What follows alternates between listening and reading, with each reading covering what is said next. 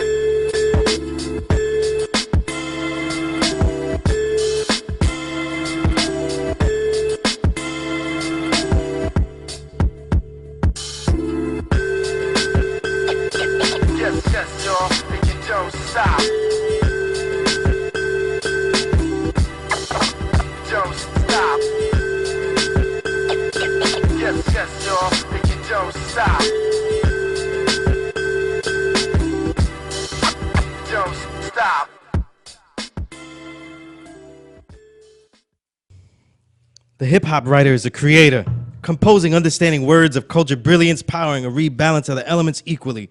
Pages of rejuvenated reaffirmation, simply the almighty leadership of insightful craft work that stands to build through any confrontation born to be. And as the art decays by dilution, he concentrates the best again and again, exposing it in the print. Today's journalist and tomorrow's historian he listens to share. Here is that necessary attempt executed again and again and again. This is the Power Right Show on S.STREET Media. This is your brother, the lone low life with the home-sewn garment, the Boricua with the build, the true and living God, stepping in score, Sunias Allah, a.k.a. Skillustrator Low. And we're on S.STREET Media, the evolution of media. Every intrigue will have its own show. Every incredible thought will have its own episode. And every timeless insight will be archived. This show is about my element of hip-hop. That is the writer of art and science on music, the only show in history on the hip-hop writer element that I, a veteran over 20 years, helped pioneer. We're going to go into that in a little bit of detail because it's important with a new feature. But I got to start with a little shout-out. You know, at the date of this show, it is my older sister, Diane's born day. I do a disservice to her if I tell you how old she is. But she's important to this whole writer element because if my old earth, my mother taught me how to write, the work of a writer, the work to be a reader, the work to finish things and see things through the entire nature of diligence, it was my sister who was the first person to show me the beauty of the word, the techniques, small techniques, but that there are techniques that make the word more powerful, that make it more useful. You know, all these things at a very, very young age. I didn't know that when you're forced to write as a young child and stuff, you just think you're doing extra homework. You know what I mean? What it was, though, is I was being groomed to be a writer, an author, a speaker, someone who can express themselves by any whim. And I'm always grateful to my sister for that, along with the millions of other things, right? Getting me through college, right, when I was blowing all that tap and Pell, right, buying gear, not canceling classes because I didn't like the way the teacher looked at me, you know what I mean? But also get me out of more jams than she'd care to remember. But what is this hip-hop writer thing? We got two things I'm gonna share. I always share a little what that means, the art and art. To be a hip-hop writer, to have it be an element, there has to be something creative. So these pieces that I'm writing, this journalistic work that I've been doing, it has to overtly have something creative in it. It has to overtly have prose and poetic prose and blatant poetry that riffs and describes the music that we're cataloging, but also shows our creative nature in it. This is a piece, though, I extracted from, I think it was A. Preem's album I wrote a review on last year. I forgot the name of it. It was his only album, though, but A. Preem is one of my favorite, the god out of Chicago. I don't have a name for it though. I think I just called it Darker Higher. So it goes like this, right? Darker.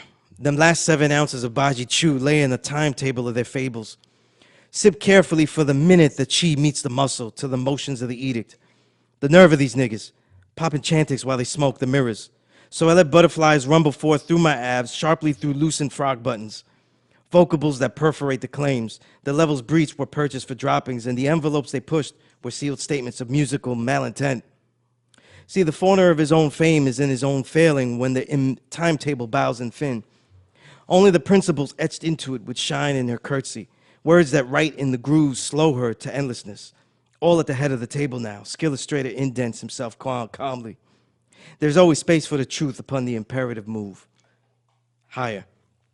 So yeah, just being inspired by the work that we write. We say something creative. We make what we're writing a particular art, and we become more useful. You know, I don't think, and I'm gonna make these points because I wanna speak about first, because we're gonna get a lot of trouble here. I've been off for about 2 weeks here. You know, so my producer already knows that I have too much shit to say, and I'm gonna say a lot of volatile shit though. So let's just get into it though, because my problem would be I want to fit all the volatile shit and then talk about some records I like though. Imagine that. I get you all pissed off through the whole shit, and then I'll tell you about some records you should be listening to. But it's a new feature because people keep getting fucked up shit, and the Uyghur, you know, when Uyghurs talk shit, you gotta talk back. And this particular feature, I call it the chemistry of my element. So I'm trying to show you, you know, what the nature is of what a hip hop writer, journalist, historian, what their nature is and what they're doing. You know what I mean? And I want to read to you from one of the writers that I really respect of this current era. And I'm going to say this with a preface.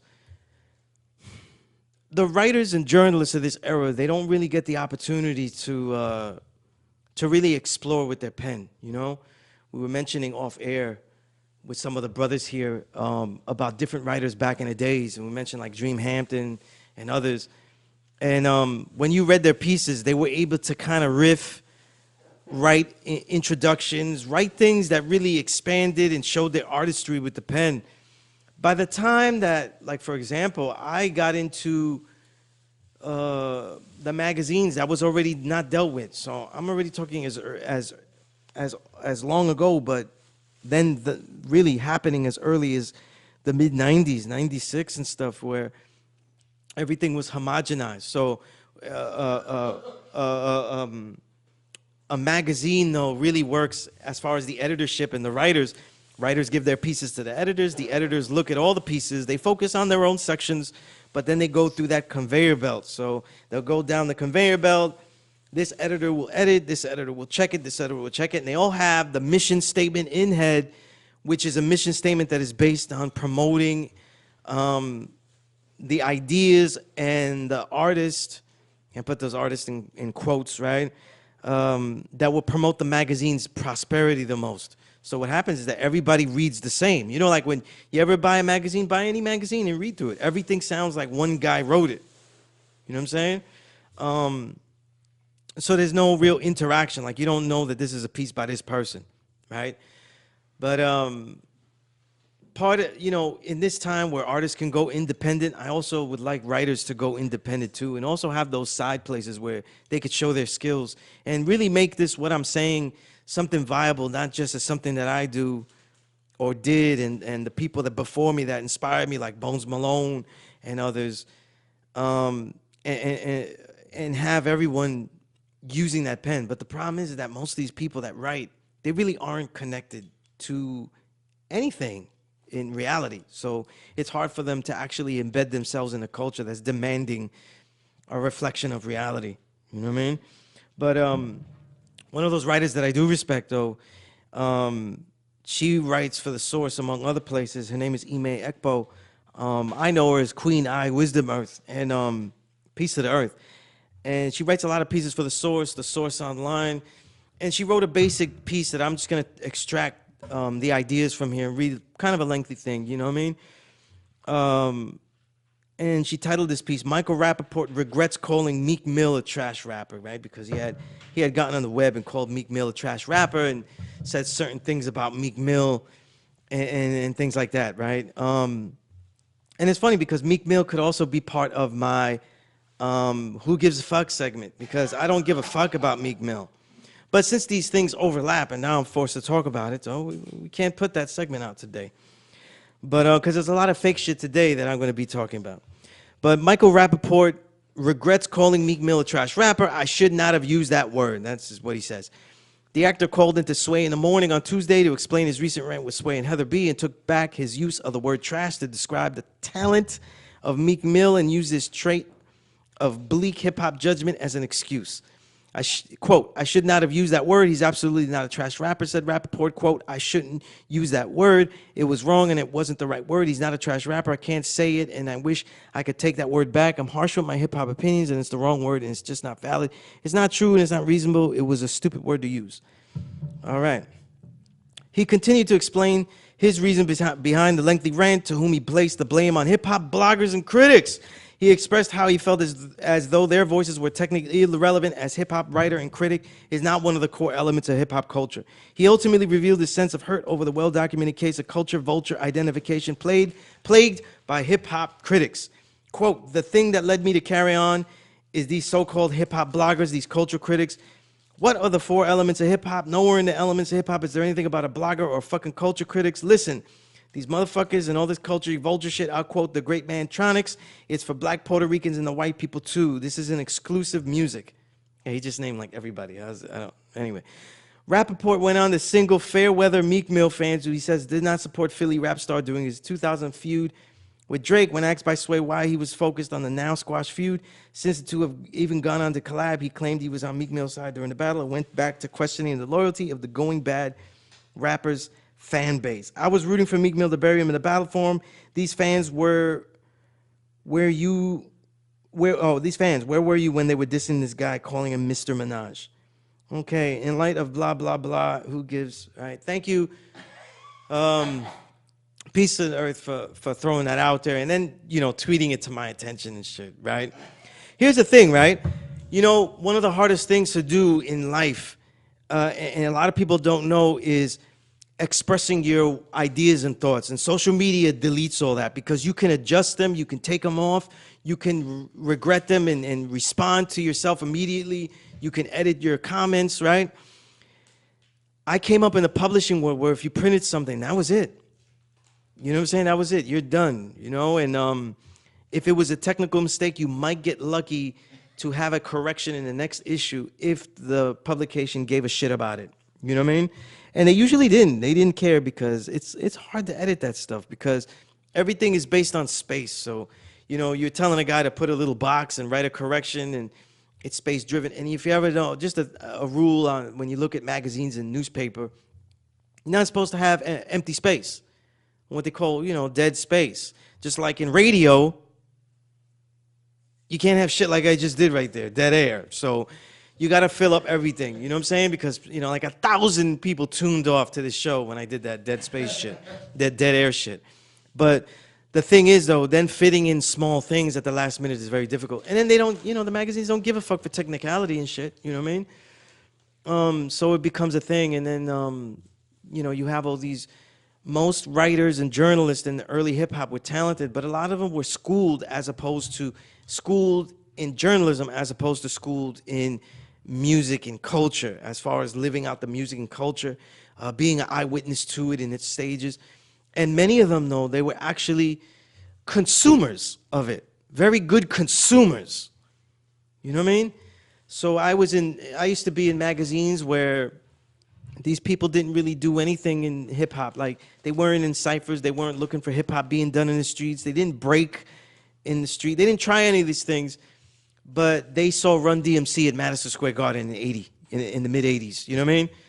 Because their parents could afford it or whatnot. You know what I mean? So these are the things that different. Or they had all the albums that you memorized but didn't have and shit. You know what I mean? Like, it took me a long time before I could afford to get paid in full.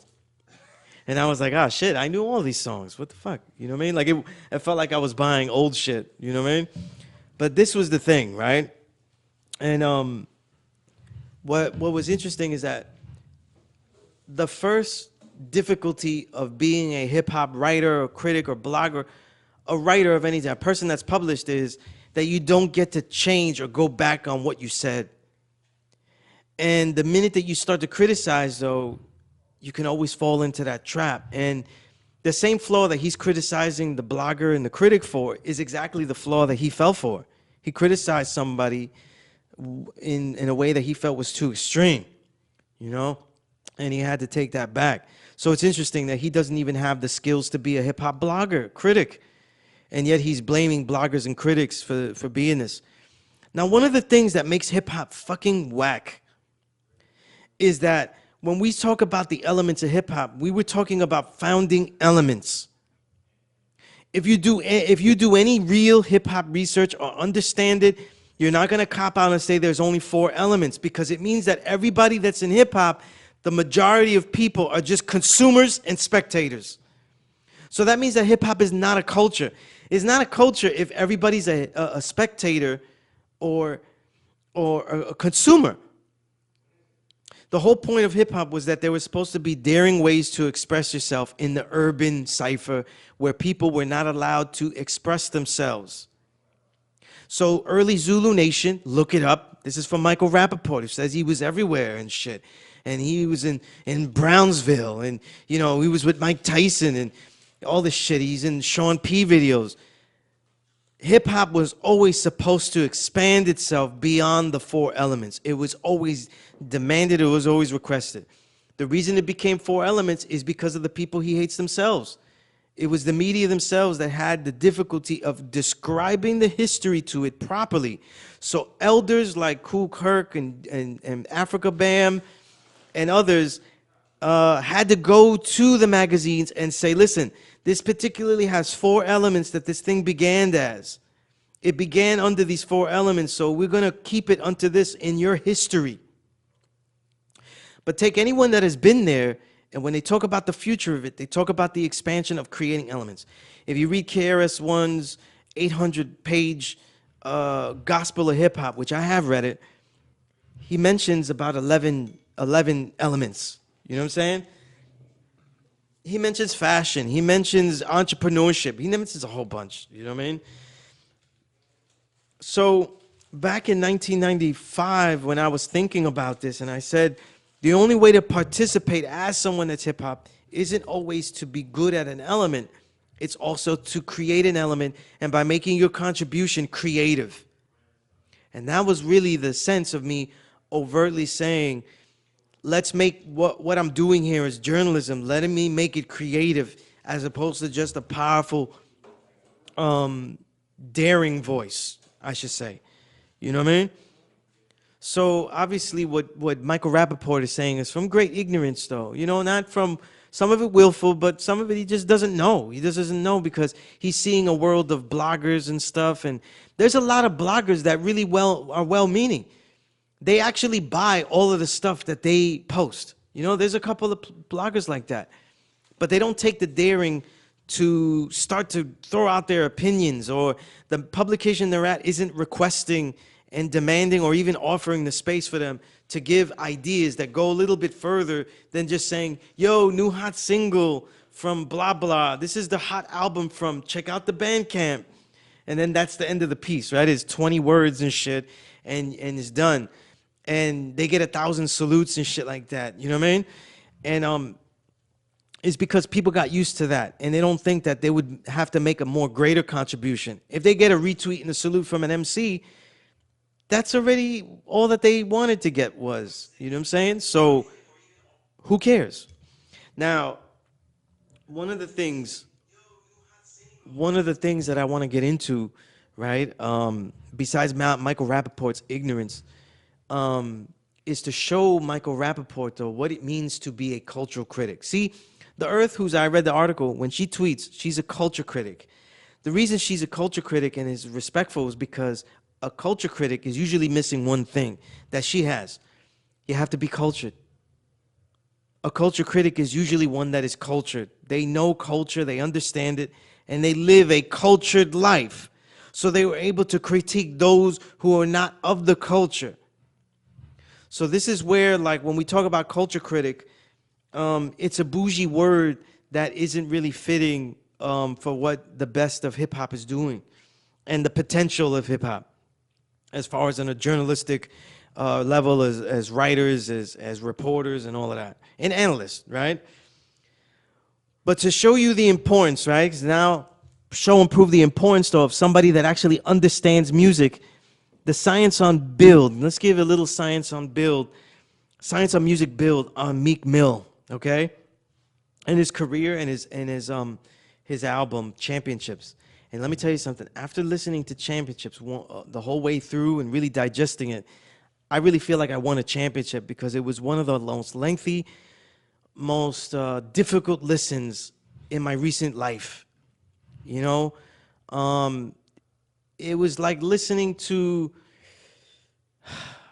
I don't know, it's very like listening to 1,000 reggaeton songs in a row, you know, and I'm gonna explain why. But I wanna mention something. When we talk about the cultural critique, let's really talk about Meek Mill first as an individual. On Saturday, Saturday, February 23rd, Meek Mill received a proclamation indicating that February 24th would be recognized as Meek Mill Day in Houston. Meek Mill, after I laughed about Meek Mill Day, you know what I mean? That there is a Meek Mill Day. Think about that shit for a minute. There's a fucking Meek Mill Day, you know what I mean? And he was praised for things that are good. He speaks out against, you know, criminal justice reform and so on and so forth, right? But some things that I noted. I noted that Meek Mill continues the embrace of the raw, woking objector. I want to call him the woking objector. Niggas is woke, and they're a conscientious objector to a lot of things that are wrong in the society, though. Today's woking objector is much like the militant that Kwame Ture was talking about. A militant is someone who hoop and hollers and is not a revolutionary, someone who wants to change the whole system, but someone who just wants what they want. And when they get it, they stop hollering, you know? And today's militant is really just a woke objector, you know what I mean? And I gotta include Kaepernick just prior to this as well. You know, because with realizing many wrongs, right? In Meek's case, those wrongs done directly upon him, right? The false, you know, the extended imprisonment. They seek to express themselves against this. So Kaepernick took to the press, right, as a football player, whereas Meek Mill took to music, and where the music, he actually hasn't taken to music. You know that Meek Mill, if we were left to only analyze his objections to things by his music, he's not really that deep. Like, it's not really that profound. You know what I mean? You know, what's ironic is that this hip hop music, the cultural counter reform that we know it should be, it's ironic that Meek does a shitty job using it for his purposes. You know what I mean? It's really the forms that he's been able to gather. Now, with Jay-Z as his backer, I have forecasted before, and I'll say again, that he will eventually owe Jay-Z. And how Jay-Z takes payment will not be so good for the art, but great for Jay-Z. You know, and I say that the Diddy's, the Jays, and other big money makers in rap, an extremely small minority, most are not good, you know, most are not good for life off the music. You know what I mean? You know, that is the number one genre outside of pop, you know, because hip-hop is the number one genre only out of pop, and the hip-hop that we're talking about is pop music, right? And a lot of these big money makers, the Diddy's, the Jay-Z's, are, I say, positioning themselves politically. They're positioning themselves politically to rule first through our communities that they represented through music. So, you know, to expand on this, with these hip-hop industries, what I call the industries, power brokers, taking steps, they collect liaisons from all the target markets, and that includes the age brackets, right? Where, for example, Meek, they make unready spokespeople of artists that hardly fit that ranking of spokesperson, let alone because they don't have a depth of knowledge on the issues, right? But mainly an experience that doesn't have a macro reasoning behind it. Meek Mill's perfect for this. He has an experience with the harshness of the system, but doesn't really understand how to describe in detail its macro reasoning. The best example is how unprepared he was when he was on CNN. If you remember, he took his argument to a emotional plea. You know, he said, would you arrest the guy that was hanging out on the corner and wasn't doing anything, and then he got taken and he got charged with this and saying that he did this? And the average person listening is going to be like, yeah, nigga, like if you're on the corner, yeah, you should be arrested. You know what I mean? Let's take it into account. Just a side note. The vast majority of white America absolutely sees you, all of us, as criminals immediately. A large percentage of our own people consider us worthy of criminality first because we have conservative views. So anything that befalls us, any type of hardship that befalls us, for the next person, the next black person, the next brown person, we usually dismiss it as their own doing. We never think that anyone else was railroaded unless it's personal, or unless they are one of our pop icons. Either or. If it's just a regular Joe, it's like they did this shit to themselves, and we usually go back to conservative views. Most black people are conservative. Most brown people are conservative. You know what I mean? So when Meek was doing that, it's like no one's gonna give a fuck with this argument. You know what I mean? Just fans of Meek, right? But if you look at it, the power brokers, the Jay-Z's, the Diddy's, they're not good spokespeople. They don't have, Jay and Diddy don't even have bass in their talking voice. There's no bass in there. You know what I'm saying? So, you know, they don't even have a forceful clarity, you know? Like, I couldn't see Jay-Z on a podium just saying, like, we need more jobs. Like, it doesn't come across, though, you know what I mean? And that's a big problem. You know, that's a big problem. But I'm forecasting this now because, you know, that the Jay-Z's and who I'm going to talk about later if we get in on this. I told you, we have a lot of people on deck to throw down here. A lot of respect fake happenings going on. And those guys are out there prepping individuals to be their liaison for goodwill. You know what I mean? That's why you see the meme, oh, he helped him and he got him money. He helped him out of jail and he helped him.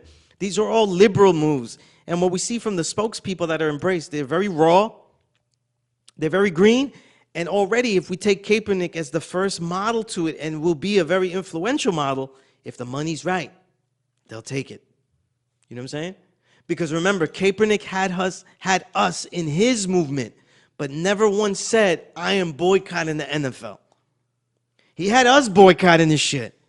And then we were boycotting this shit and fixing it in our heads saying, I'll go watch it when they give him a job. Well, that's not how it was going, though. I thought we were boycotting because it's a ruthless CTE causing sport. You know? Or I thought we were boycotting it, though, because it's always been a racist league for forever and ever. Right?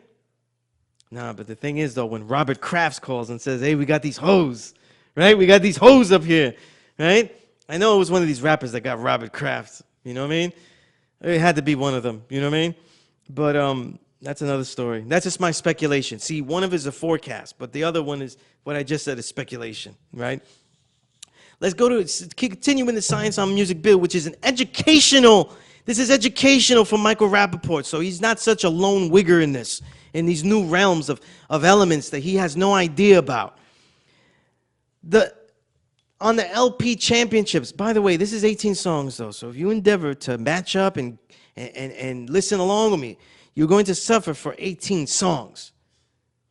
I took the entire trip from Washington Heights all the way down here into Medina, and the album wasn't fucking finished yet. What the fuck, man? What the fuck? How much trap can you hear? How many hoes can he bang out? And by the way, how many times can you rhyme culo? You know what I mean? They do a Spanish song, and it's the only rhyme that they go. Everything. You know, I didn't know how many things rhyme with culo. You know what I mean? Juno, culo, who knows, dudo. It's crazy. This is one of the things I learned. But I said this record, here's what I'm saying about championships, right?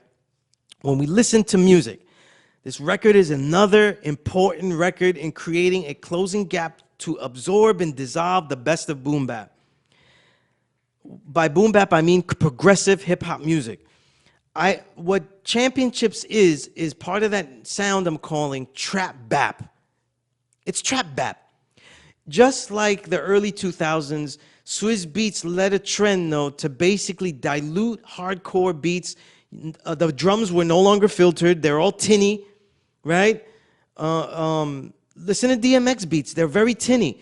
Listen to what Trackmasters was doing. If you want to see early, compare Trackmasters on It Was Written to the music of Illmatic. And I guarantee if you have quality speakers and blast both of them, the Trackmasters beats on It Was Written will distort.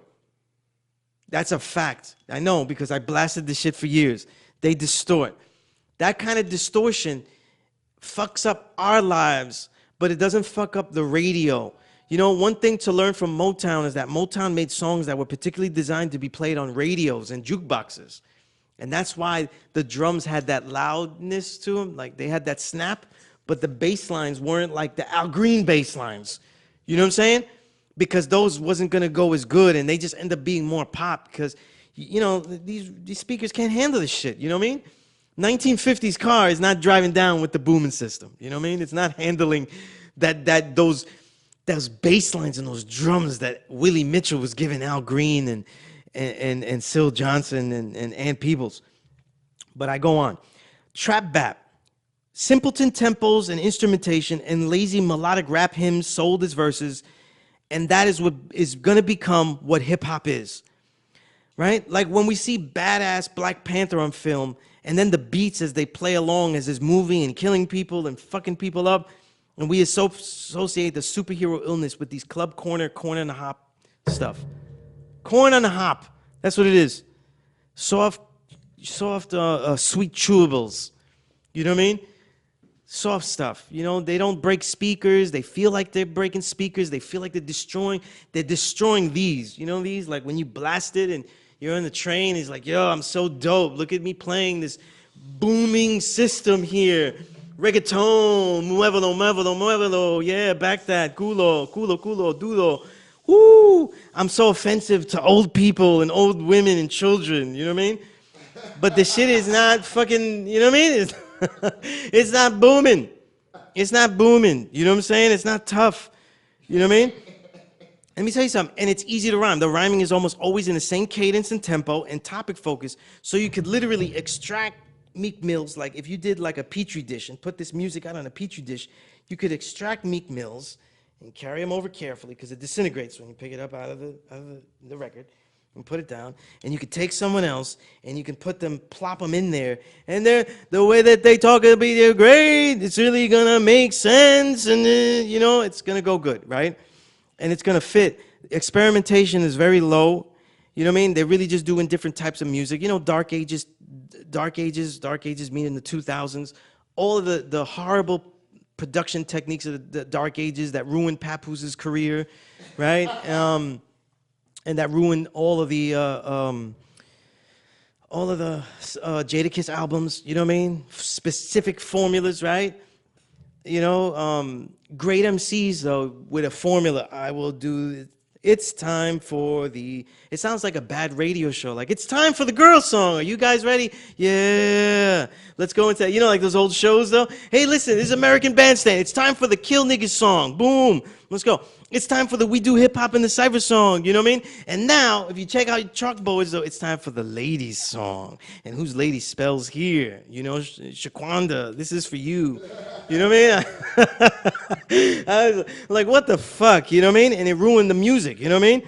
But another thing is that this music today is not really appreciated by its lovers, the lovers of this music, wherever they are, as a technical art, you know what I mean? So they can't really prove it. You know what I mean? They can't really prove that Meek Mill is dope. That's why all the tweets that I was looking to diss Michael Rappaport, they said, how dare a white man talk about this music? You know what I mean? They didn't really have nothing for Michael Rappaport. You know what I mean? He does things for the community. You know what I'm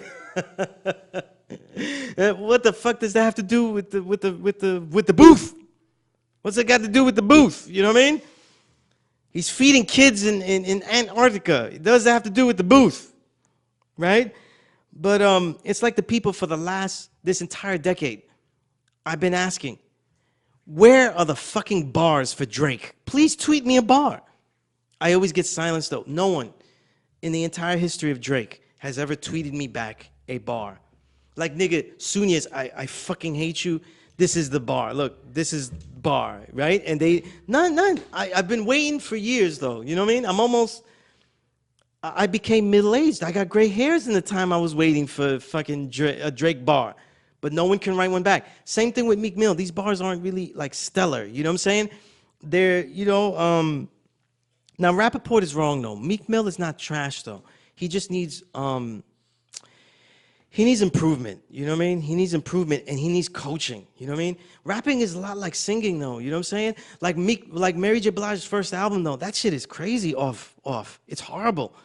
Like, all the singers and soul singers were like, and Shaka Khan was like, how dare you sing my song? It was terrible. Like, it's not because they don't like Mary J. It's because you really are fucking it up. You know what I mean? And just like she had to find the nuances within her limited vocals to find the nuances that put the soul in that she has and sing a great song, same thing happened, And some people, they just were schooled, like Sade. Sade doesn't have the pipes of Whitney, but she sings every single song impeccably. But Meek is just rhyming wrong. Like, he's in a different booth. Like, I don't even know if he heard the beats. Did he hear the beats? Can we get this? Maybe I'll email the label, you know what I mean? But the problem is that he's probably going to continue to be this way and may be trash eventually, because the ciphers he's in are not competitive artistically, they're competitive commercially. So he's not going to be looking like, hey, listen, I made no sales on this one, but look how good I sounded. I'm like, that's not going to happen. You know what I mean? But if you listen to the LP, he's grossly offbeat. Now, important note, I'm going to stop here because it might, Meek Mill fans, their head is blowing up. I fuck with Sunyas, but no more. This nigga just, I don't know. He's doing things for the kids. But the important thing here is I tell more truth, the statement becomes against the hip-hop critic. These are some statements. Even after he's proven to be embedded as myself and with infinite right to build on it, they go, live and let live. That's what they're doing. There's a market for that. We are in hell, so there's a market for everything. Okay, we live in hell. There's a market for everything. Hey, R. Kelly, happy imprisonment. There's a market for pedophilia. There's a market for all types of shit. You know what I mean? That's why there's dark web. That's why there's black markets. You know what I mean? That's why there's drugs and criminality on the street. That shit doesn't go. You know what I mean? If we don't talk about the works that deserve dilution, the works that deserve appreciation will never get found, though. You know what I mean? Guaranteed, if people didn't write about Illmatic the way they did, a lot of people would not have appreciated it. Absolute fact. Especially after Biggie came out. But anyway, look, it's a marathon of exhaustive tinny drums, rolling digi snares, egg timer ticking hi-hats that never end. The majority of the content is hoe excursions. We made it celebrations. In fact, I think somewhere he said he defeated racism. So I don't know if that was for like a battle or like for the win, you know what I mean? Like the whole thing, and if they're trying to make anthems, you can't make the whole album a running anthem or so you don't have anthems, you know what I mean? Like, and all that, you know what I mean? But Rappaport, to close off, Rappaport said he was out of the pocket though. He's grossly out of the pocket though. The acapella song, listen to the acapella title track, Champions. That song is, I would guarantee you, I will bet a lot that song was probably put acapella afterwards, because I don't know how the fuck you're out of pocket though, acapella. But he's out of pocket. You know what I'm saying? It's like he was talking to me and then he was talking to somebody's grandmother the next verse. It was two conversations. I don't know. It was terrible. And if you listen to these flows now, these trap flows, they're basically broken apprecios. They're broken apprecios. It's like a bachata song, but like in word form. You know what I'm saying? And just like bachata was grossly commercialized and easy to dilute, so is this style.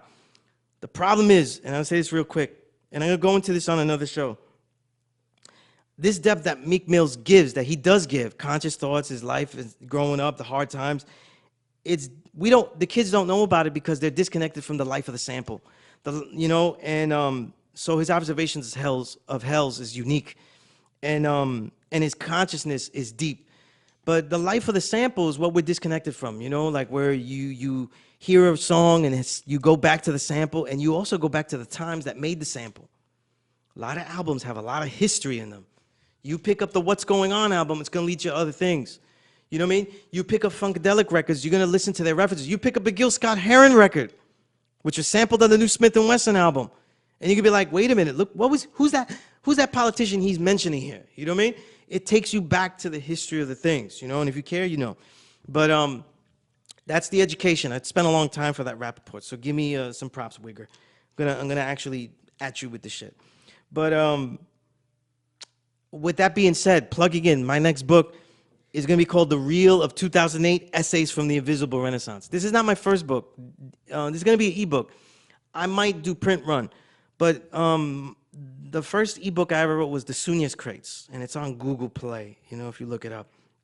But and that's a collection of writings from like 2012, the beginning of this invisible renaissance. So yeah, on to another thing. I'll spend a quick time on this though, because this is not really so embedded with what we're doing though, but it was such a Respect Fake gala the last 2 weeks. You know what I mean? So this is on the revolution. This is a quick clip. On the revolution, this segment, the Respect Fake broadcast Grammys to the Oscars. First of all, the Grammys is a inconsistent award show. They deliberately have good music mixed in with what they favor mostly bad music. You know what I mean? So it's possible to see, let's say like in Latin music, Eddie Palmieri has tons of Grammys. And yet they award some shitty albums in the tropical Latin album that you're like, that's disgusting. You know what I mean? So when it comes to the more pop genres, the hip hop, and you saw how late in the broadcast that they announced the album of the year, rap album of the year to Cardi B. It shows you the impact and the selling power of rap. You know what I mean? But if you're still thinking the Grammys goes to the best album though, you're a fool. It goes to the biggest album. You know what I mean? The poppest album, the album that has the most commercial impact. And if you're thinking that's validation that Cardi B is good, Cardi B, Meek Mill is KRS-One next to Cardi B. You know what I'm saying? That's KRS-One. So one of the things that I found though, and I just find people like, you know, we don't see our people though. So when we see ratchetness though, we find it so endearing. We find ratchetness very endearing. You know what I mean? Like they go, you know, she says some dumb shit though. Like, you know, like I don't really brush. Sometimes I eat breakfast and then I brush my teeth after. Haha. And you're like, oh my goodness, that's so ratchet. Oh, it's so endearing, so cute. She actually admitted that shit, dirty bitch, right? The thing about it is that we don't see a sincerity in rappers or MCs, and most MCs from the hardcore, from the pop all the way to our beloved underground hip hop, they treat the audience like a custody. And that's the gift that Cardi B seems to be doing. She doesn't seem to be treating the audience like a custody, but like her own friends that she talks to. You know what I mean? You take notice to not try to copy that, but but do it sincerely if you can, though. You know what I mean? But they treat everybody like a custody. Like, yeah, you bought my shit. It cost $100, though. You know what I mean? And fuck you. You know what I mean? You fucking piece of shit. So this is the problem. And then Cardi B rhymes horrible. She doesn't really have a stay with it, and we just love them. Or they bring out social issues, you know what I mean, that are just the run of the mill. Because it's a woke era. So if Amara La Negra brings out a social issue, it's always putting herself into it. You know what I mean? Like, hey, they don't take people with fros. Hey, I just happen to have a fro. Get the fuck out of here. They're fucking with me too. You know what I'm saying? It's crazy, you know? But all this stuff about Cardi B and all that stuff like that. You know, this is where I get, a lot of times I get the thing was like, that's for them, you know, that there's a market for that though. You know what I mean? Yeah, you know. Anyway, going on to the Grammys though, the J-Lo tribute, you know what I mean? This is like a small colorism note here. J-Lo can't sing, okay? It's obvious though. You know what I mean? Salute to Mark Anthony, because when Mark Anthony was married to her, he taught her how to actually hold the note without croaking. Do your research though. On the sixth, a lot of croaking. That's why those aren't snares, those are fucking croaks you're hearing. Those aren't snares. You're thinking like, wow, they doubled up the snare like Pete Rock and a J-Lo? No, that's the croaking. It meshed with the snare, you know what I mean? But the problem with J-Lo's performance, right, is that it didn't really reflect Motown because she took too broad of an era. She took 60s, 70s into 60s into the 70s, she's only good for doing the 70s era if they did like a disco motif. The other problem is that J-Lo's making a lot of money off her Las Vegas shows. You know, the Las Vegas run that she did, and she does everything like a fucking Las Vegas show. So all of these Motown songs got turned into show tunes. If you listen carefully, though, she turned them into show tunes where they were like, you know, like, hey, this is a thing, and she's just basically like today's Edith Chacon, you know what I mean? And I'm sorry, Edith Chacon was much thicker, you know what I mean? So I still like the crates better than the current era, you know? I would have liked the performance, though. I want to see every J-Lo performance with A-Rod next to her, because that's where the comedic effort really comes about, you know what I mean? I just find A-Rod funny, you know what I mean? But when it comes to the Oscars, there's a pseudo sincerity of wokeness that's displayed. You know what I mean? And it channeled off into the from the Grammys to the Oscars. People always denounce the forum, like, though that's not really, you know, fuck a Grammy, fuck an Oscar. But then when they get the award, they start to cry. They start to cry. They start to do backflips. I'm finally being acknowledged. You know what I mean? So I'm doing some amends here. I'm not going to call people a sellout because I'm realizing that these people didn't have any principles to begin with. If they're called a sellout, it's because they sold out the quality of their gift and they masked it as maybe revolutionary or conscious or sincere. You know what I mean? And I'll take a side note. This is a side note. A quick. Well, we'll go into that in a minute. But let me. I had a whole thing here. I don't even know where I wrote it though. You know, I'm writing shit everywhere. I don't know where it ends up being written, and it's probably lost here. But one of the saddest things I saw was Spike Lee winning for the Black Klansman, though, and then jumping on top of Samuel Jackson. That was sad, though. That was I'm gonna say this about Spike Lee, right? He's a legend. His camera work, though, the floating camera work, you know, that thing that he always does, shit like that, right? Where he always has people tell a story like that. His techniques, his way of storytelling, though, it's unique, it's iconic, it's legendary. But a lot of his movies, there are notes to be taken of. Think of Do the Right Thing, his greatest movie, right? Do the Right Thing. Do the Right Thing is not really black people. Think about it. It's not black and brown people, though. The life of that day in Bed-Stuy is a complete caricature and an amplification, a comedic amplification of the daily life. You know what I'm saying? And in the end, though, if you really want to do your college papers, compare Radio Raheem to Bigger and how he was the dumb Negro that didn't know that when you go into an establishment, though, you got to lower the fucking music to make your order, or else they won't hear you. You know what I mean? But we assume the big black dumb nigger. You know what I'm saying? We assume that. The bigger, you know, theory, you know, the Richard Wright black boy concept. You know what I mean? And then if you go into the cliche of Rosie Perez, I'm sorry, that was a cliche that affected Puerto Rican women for the last 20 years. We know it too. Every time a Puerto Rican gets loud, though, you go, yo, this bitch is like Rosie, kids. This bitch is crazy like Rosie, son. And the crazy Puerto Rican comes from that. You know what I mean? Is amplified by that. It's Scarface level. You know what I mean? But the thing about it is that we go to other movies. There's also colorism, though, right? If we know the light-skinned chick is always the vixen. She's always the vixen, right? Watch the movie with Denzel, The Trumpet. What was it? Mo Better Blues, right? And others, right? If you go into what I had a real problem for is that I think Spike Lee deserved this Oscar, and it's so fitting because it's adapted screenplay of a lying-ass autobiography that he adapted more lies to. So it's the most adapted shit I ever heard, okay? And, you know, I'm not even going to read it here, but go back to Boots. If you go into my Twitter, Sunni Allah, I had retweeted it.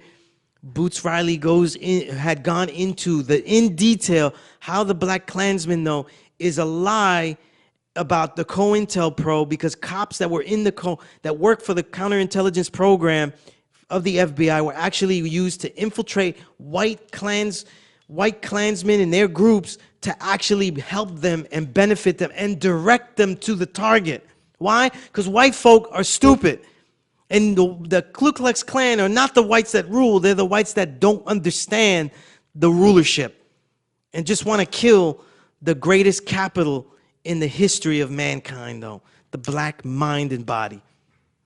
And so that has to be redirected. And he goes into all that. And a lot of the stuff here, the cops helping out against racism, it's all fib. It's all fibs. It's all added stuff.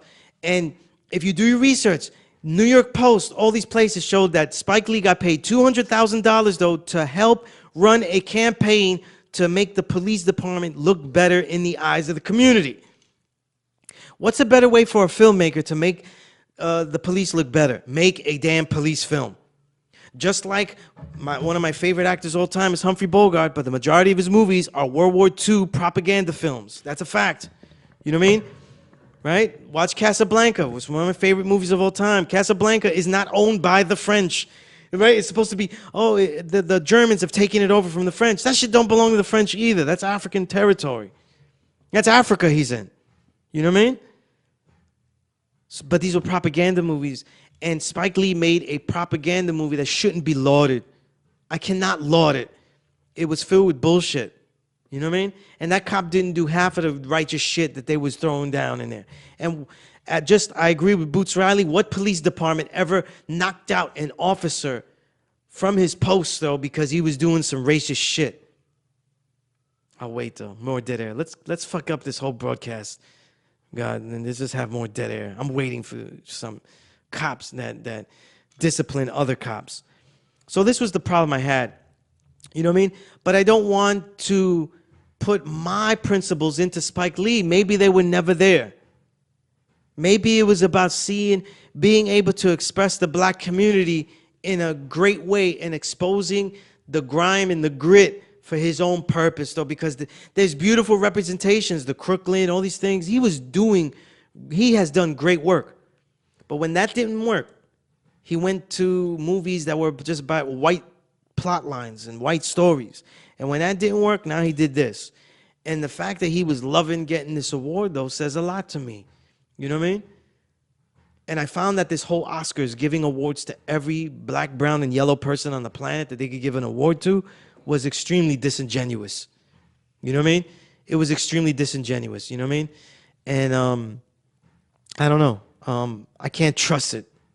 I can't trust it. I got to say it like Flavor Flav. I can't trust it. You know what I mean? You go figure something else. But again, the Oscars, you know, it is what it is. And compared to the Grammys, the Oscars, even if they nominate stuff that you don't like, it's still all pretty much quality. Even the criticism I have of Spike Lee isn't about the quality of his filmmaking. It's about the content.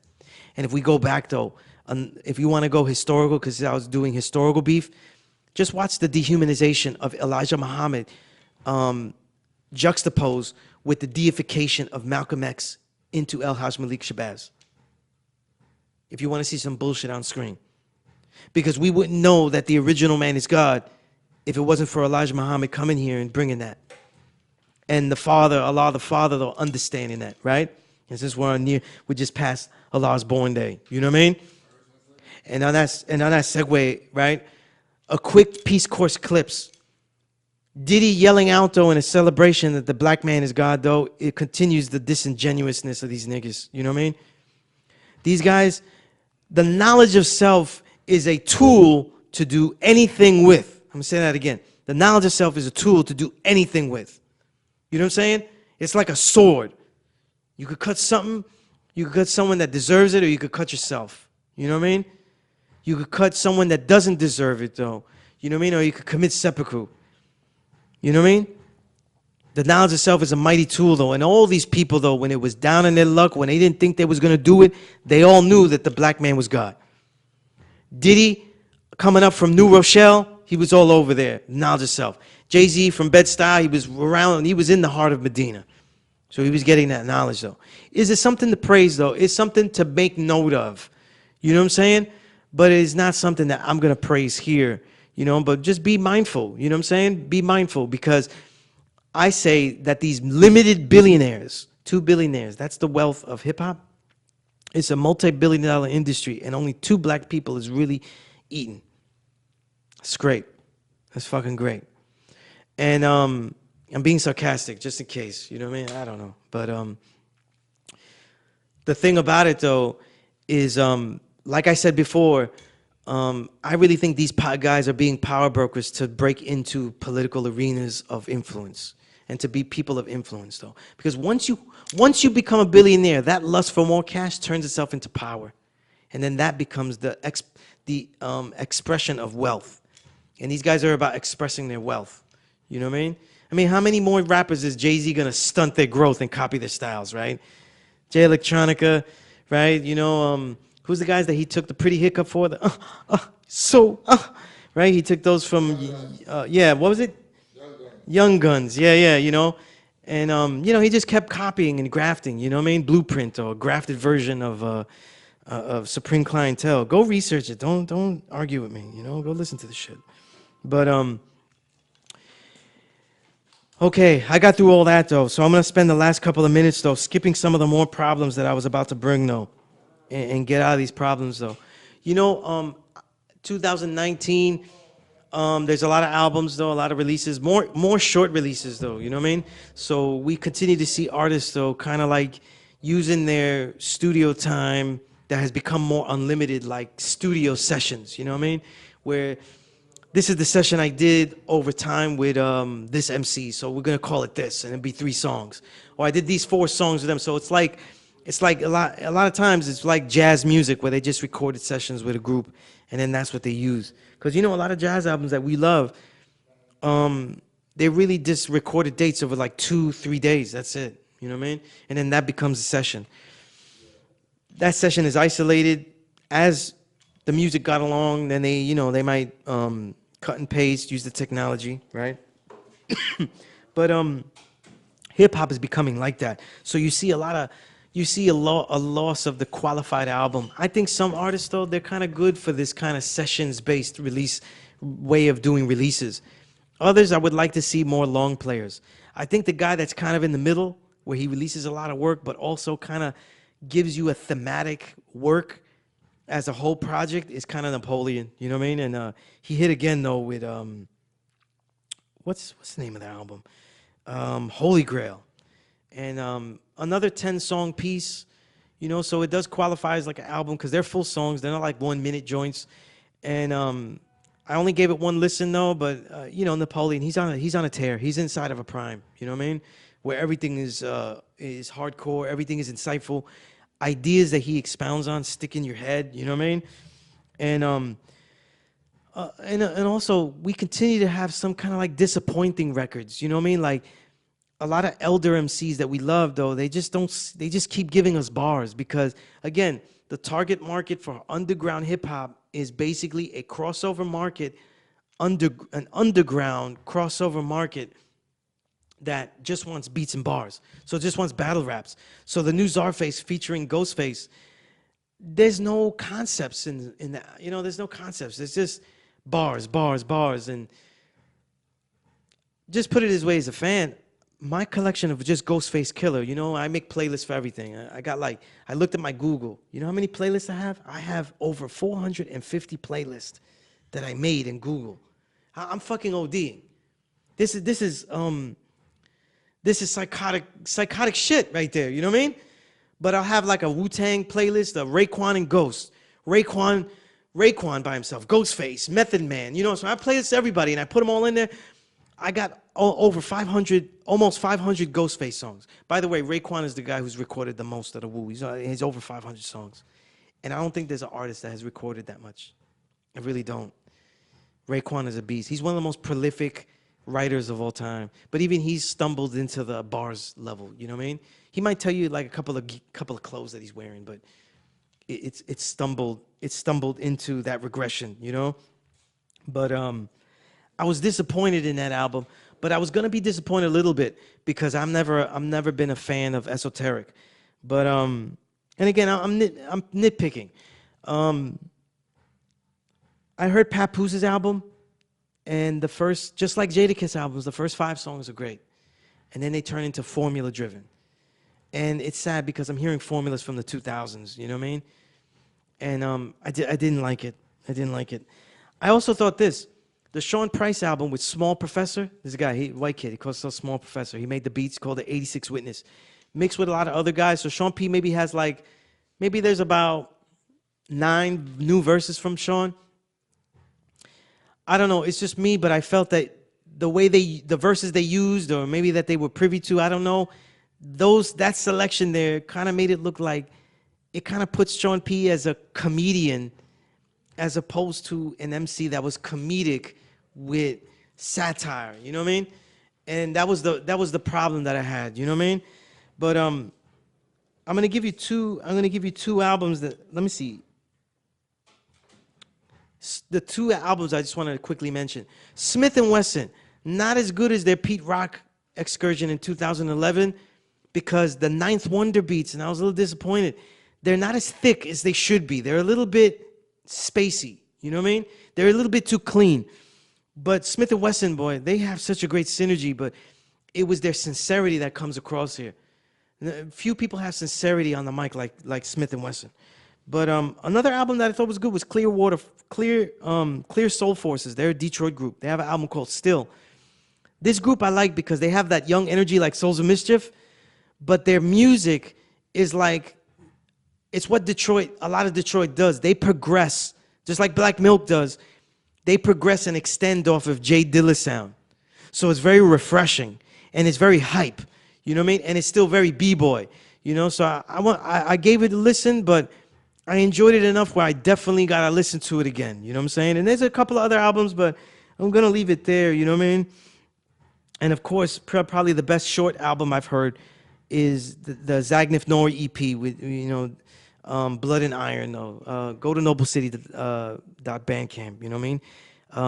Zagnif Nori is one of the best lyricists of this era. You know what I mean? But on that note, hey, until next time, there'll be a lot more stories to tell, writings to recite, and records to rewind and reminisce. I'm your host, Sunni Azallah, a.k.a. Skilla Straight Low. Peace to the gods and nerds. Peace to my low-life family. And as always, the Pirate Show is a never respect fake broadcast. Peace.